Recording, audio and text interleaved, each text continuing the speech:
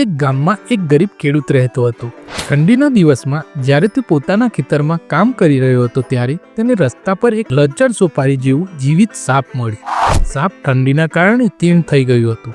ખેડૂતે તે સાપને ઉઠાવી લીધી અને પોતાના કોમળ સ્વભાવને કારણે તેને ઘરે લઈ ગયો. ઘરે જઈ તે સાપને ગરમ થવાનું આયોજન કર્યું. તેણે સાપને ભોજન આપ્યું અને સારવાર કરી. થોડા કલાકોમાં સાપ તંદુરસ્ત થઈ ગયો. જેમ જ સાપ તંદુરસ્ત થયો તેણે ખેડૂત પર દાંત મારવાની કોશિશ કરી.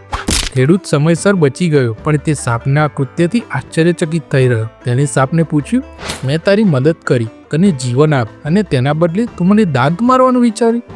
સાપ બોલ્યો, મારી ફિતરત છે દાંત મારવાની. હું મારી પ્રકૃતિને બદલી શકું નહીં. ખેડૂતે તરત જ સાપને બહાર કરી દીધો અને શીખ્યું કે કંઈક પ્રાણીઓ અને લોકોની મૂળ પ્રકૃતિ કદી બદલાઈ શકતી નથી.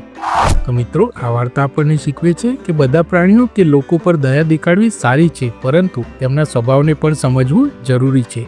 તો મિત્રો, વિડીયો સારું લાગે તો લાઈક કરજો, ચેનલને સબસ્ક્રાઇબ કરજો. મળીશું બીજા વિડીયોમાં. જય હિન્દ, જય ભારત, જય જય ગરવી ગુજરાત.